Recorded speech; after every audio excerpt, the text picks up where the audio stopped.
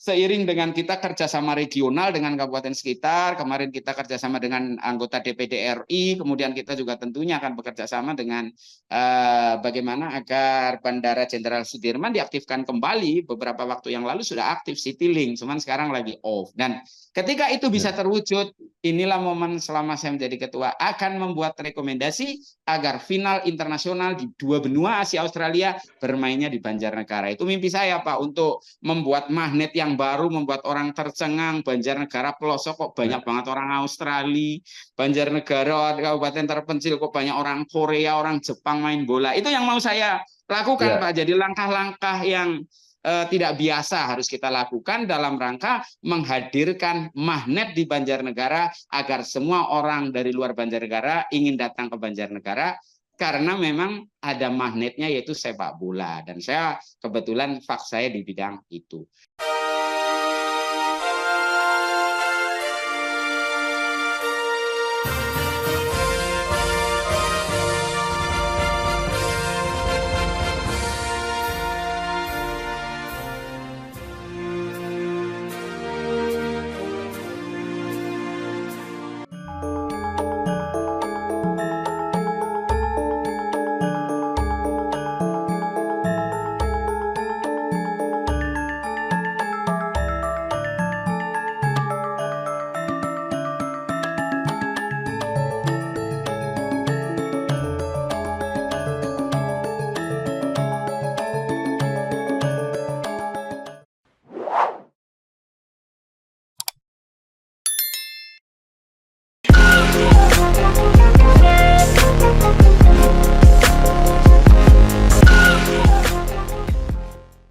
Assalamualaikum warahmatullahi wabarakatuh.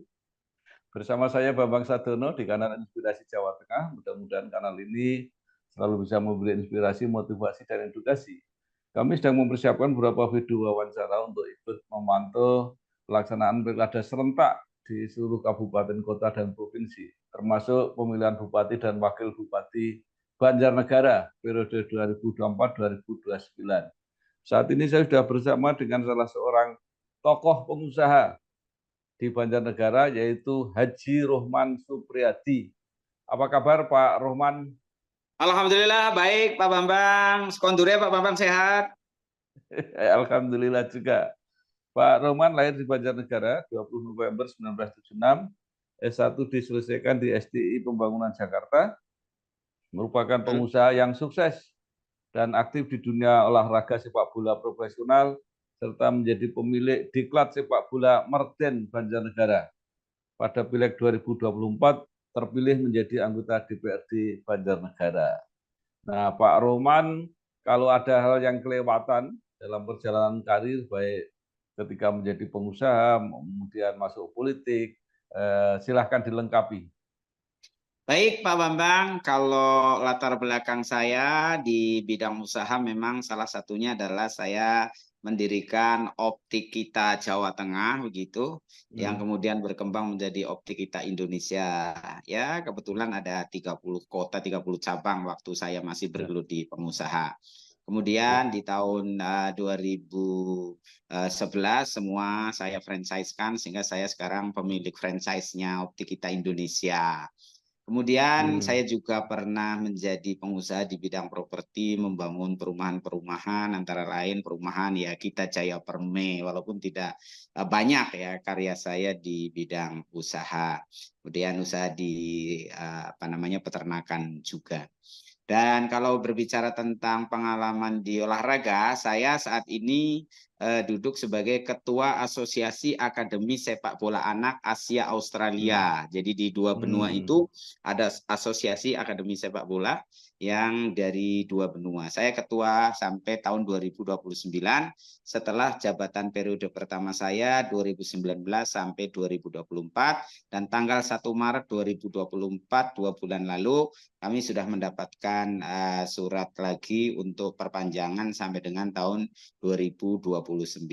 Di sepak bola juga saya pernah menjadi GM-nya Madura United untuk Elite Pro turnamen Liga 1 yang usia 18, usia 16, dan usia 14 3 tahun yang lalu. Kemudian juga saya membawa Persibangga Purbalingga ketika from zero. Pada waktu itu Pak Bupati, Ketua Dewan Purbalingga minta saya mengangkat Purbalingga ke level tertinggi saat itu dan mengangkat Persibangga Purbalingga menjadi tim divisi utama setelah 2 tahun berturut-turut juara Liga Amatir Divisi 2, kemudian tahun berikutnya runner up Divisi 1 dan naik ke Liga Profesional. Itu terkait dengan usaha dan terkait dengan olahraga, dan menurut saya pengalaman di dunia sepak bola dengan saat ini ada di Ketua Southeast Asia Football Talent itu bisa menjadi sesuatu yang nanti kita bawa di Banjarnegara. Semangatnya begitu, Pak.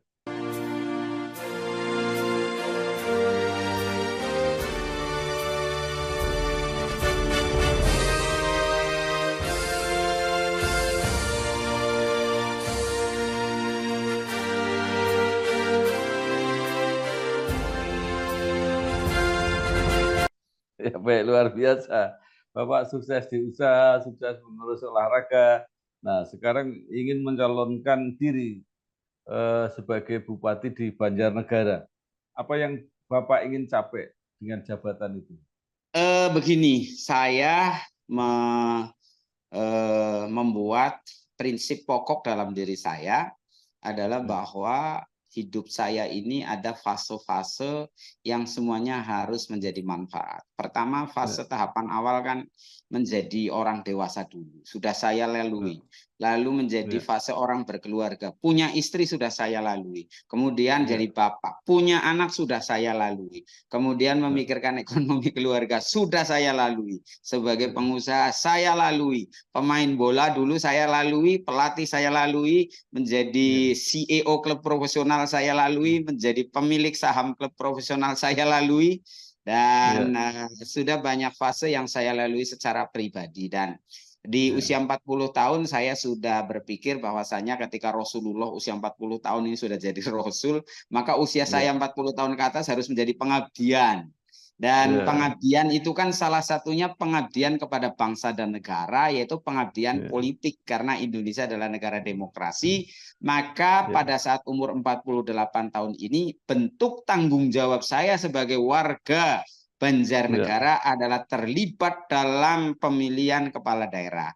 Keterlibatan seseorang dalam demokrasi di kabupaten, tingkat tertingginya adalah menjadi bupati. Itu resiko tertinggi, apapun pengorbanannya tertinggi. Tidak banyak yang mau mengambil porsi di situ. Hanya 1-2 gelintir orang yang mau. Kemudian di tingkat kedua dalam mensukseskan demokrasi di kabupaten adalah tentunya menjadi bagian dari tim sukses mendukung. Kemudian di level terakhir adalah menjadi pemilih yang kalau lagi coblosan harus nyoblos, jangan golput. Saya memilih yang paling sukar, yang paling tinggi risikonya, karena memang kita tidak ingin tanggung-tanggung dalam mengabdi kepada bangsa dan negara, kepada daerah, dalam bentuk cinta tanah air, hubul waton minal iman. Lebih semangatnya adalah kepada saya orang Banjarnegara, harus berpikir yang terbaik buat Banjarnegara. Begitu Pak Bambang. Baik, luar biasa semangatnya. Nah, untuk mencalonkan diri, sekarang tinggal satu jalannya, karena jalur independen sudah selesai. Nah, Pak Rohman ini akan melalui partai apa atau gabungan partai apa saja? Kalau saya sendiri, karena saya background-nya adalah dari partai PKS, artinya sebagai caleg terpilih PKS, maka saya memandang bahwa koalisi yang mungkin adalah kepada partai-partai yang kemarin kalah, yaitu koalisi di Anies Mohaimin dan koalisi di Ganjar Mahfud. Maka saya ini membangun komunikasi dan dalam proses mengembalikan formulir, karena kemarin 2 sudah saya kembalikan, yaitu PKS sendiri, kemudian P3, kemudian di tanggal 26 saya akan memasukkan ke PKB, kemudian di tanggal 26 juga kepada Hanura, dan nanti di tanggal 28 adalah kepada PDIP. Jadi ada 5 partai yang semuanya adalah partai-partai yang kemarin dalam Pilpres kalah, Pak.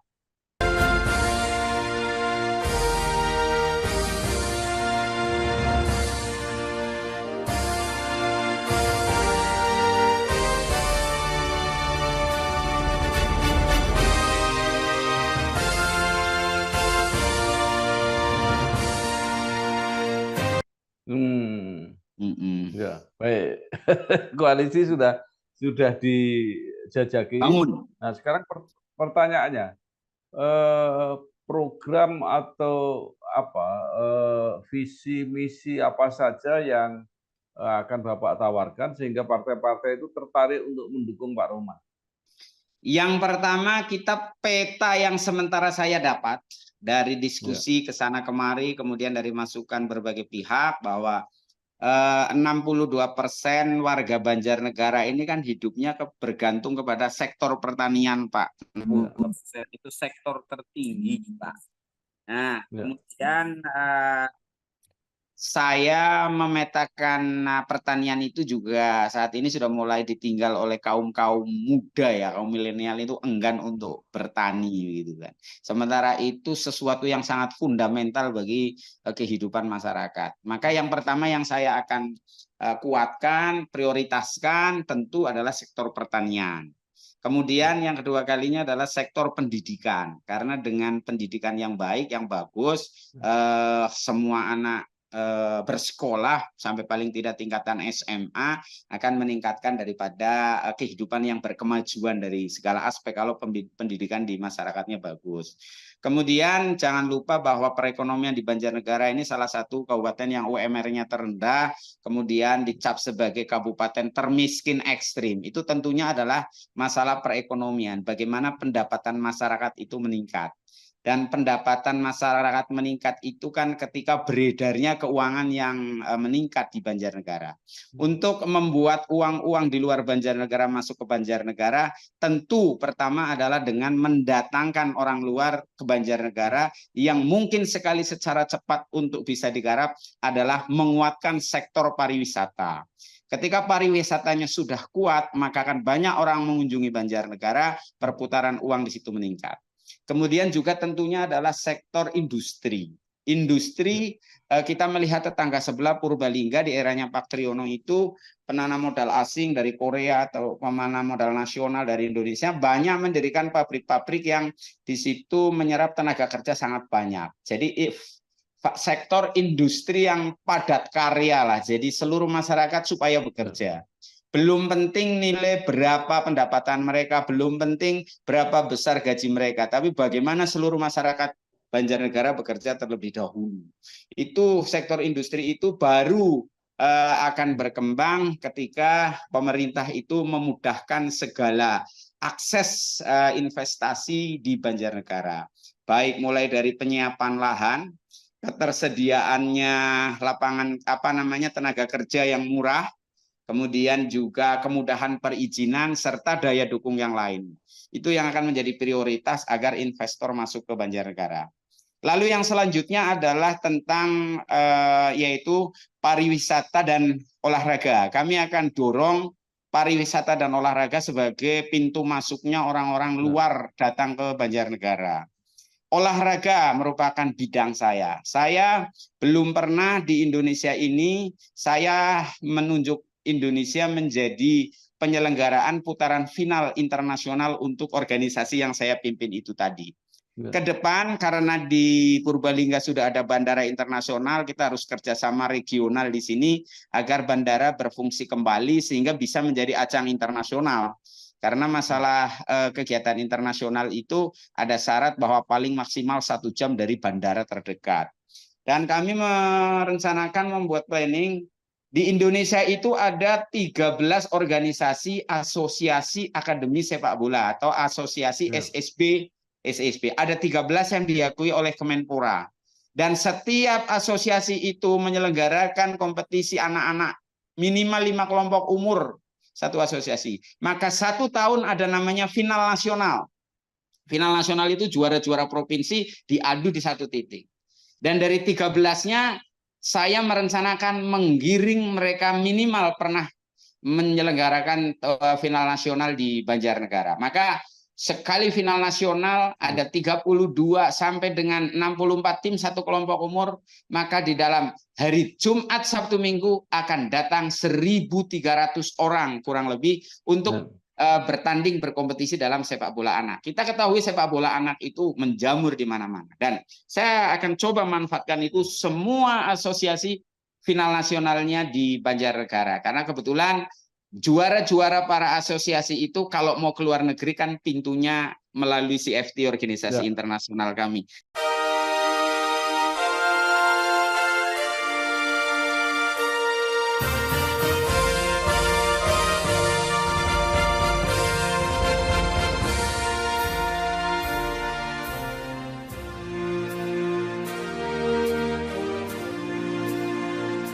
Salah satu bargainingnya adalah oke, Anda saya bawa final nasional di Thailand, tapi final nasionalnya di Banjar ya. Yang ini juga oke, Anda saya bawa ke Vietnam juaranya, tapi final nasionalnya cari juaranya di Banjarnegara ya. Itu nanti kalau saya bisa menjadi bupati, hampir pasti setiap minggu selama 1 tahun turnamen terus nasional. Dan ini mengacu kepada apa yang dilakukan oleh Bupati Pak Anas di Banyuwangi. Di sana itu ada 360 minggu dalam 1 tahun, tapi mereka punya 400 lebih festival dalam 1 tahun. Dan mereka menunjuk setiap desa harus membuat festival. Apa saja difestivalkan di Banyuwangi. Itu membuat perekonomiannya menggeliat bergerak. Dan saya akan bawa sepak bola Indonesia untuk melakukan putaran final nasionalnya di Banjarnegara. Dan saya lakukan sendiri sekarang di Merden, Banjarnegara, tempat tinggal saya, karena saya punya diklat. Itu saya bulan Juni akan meluncing, kami membangun lapangan sepak bola sintetis standar FIFA, Pak. Kami membuat sendiri, Pak. Untuk apa? Untuk bisa membuat mereka datang ke sini, stadion yang bagus, yang menarik, begitu. Itu sudah kami lakukan. Jadi pintu olahraga itu bisa dibayangkan. Setiap minggu ada 1.300 orang luar provinsi datang ke Banjar. Pasti homestay laku, hotel laku, ekonomi menggeliat, masyarakat terlibat dalam segala kegiatan. Dan bayangkan itu setiap minggu dari satu aspek, yaitu olahraga. Kemudian syukur-syukur nanti seiring dengan kita kerjasama regional dengan kabupaten sekitar, kemarin kita kerjasama dengan anggota DPD RI, kemudian kita juga tentunya akan bekerja sama dengan bagaimana agar Bandara Jenderal Sudirman diaktifkan kembali. Beberapa waktu yang lalu sudah aktif Citylink, cuman sekarang lagi off. Dan ketika itu bisa terwujud, inilah momen selama saya menjadi ketua akan membuat rekomendasi agar final internasional di 2 benua Asia Australia bermainnya di Banjarnegara. Itu mimpi saya, Pak, untuk membuat magnet yang baru, membuat orang tercengang. Banjarnegara pelosok kok banyak banget orang Australia, Banjarnegara kabupaten terpencil kok banyak orang Korea, orang Jepang main bola. Itu yang mau saya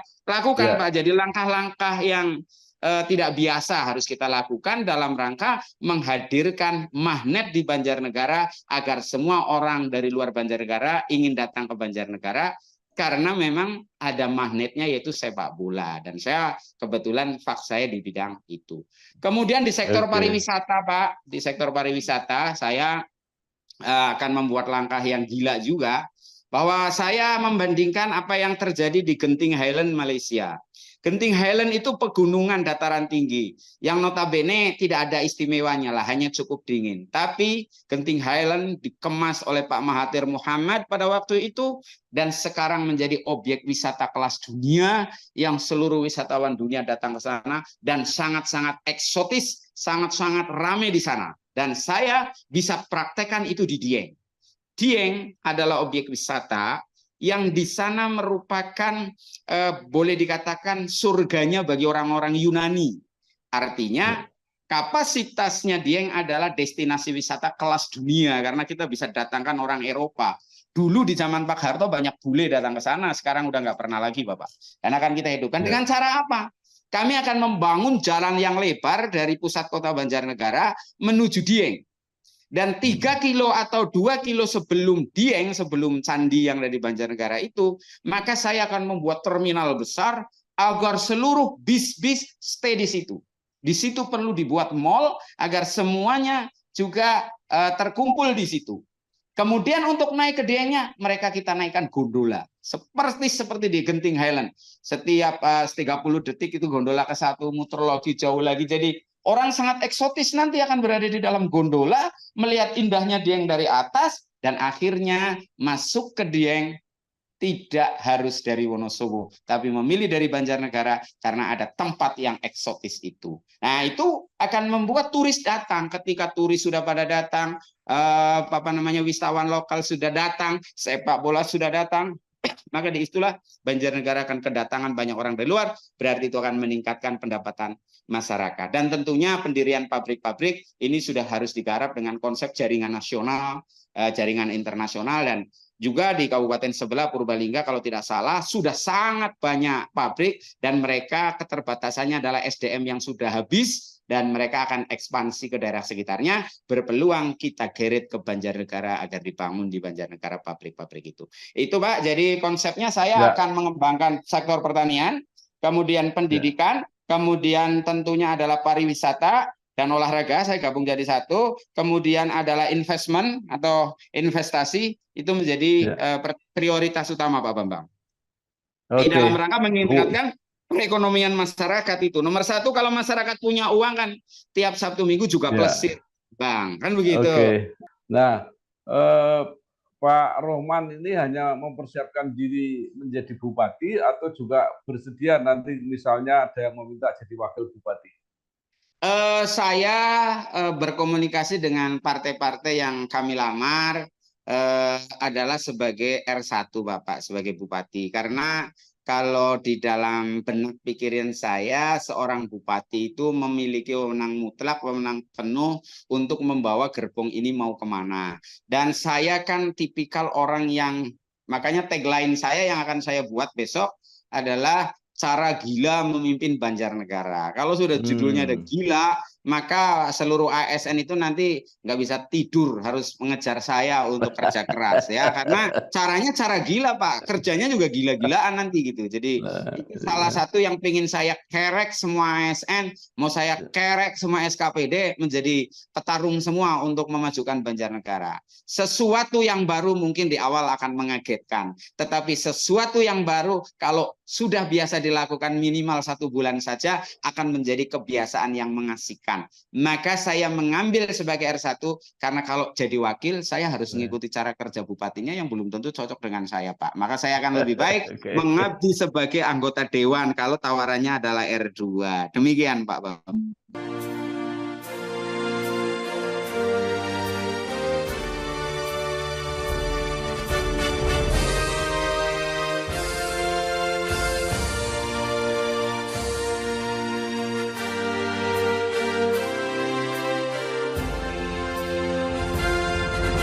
Baik, luar biasa Pak Rohman. Jadi hanya siap untuk menjadi bupati. Nah, sekarang pertanyaannya banyak yang mengeluhkan bahwa untuk menjadi bupati itu membutuhkan dana yang tidak sedikit. Bagaimana pendapat Pak Rohman? Situasi itu adalah situasi umum nasional. Kalau Banjarnegara lebih ekstrim lagi Pak. Kalau tidak salah itu pada saat zamannya almarhum itu waduh luar biasa lah pokoknya gitu kan. Dan ini kalau tanggapan saya begini, idealnya sebuah pilihan bupati adalah jangan menggunakan money politik.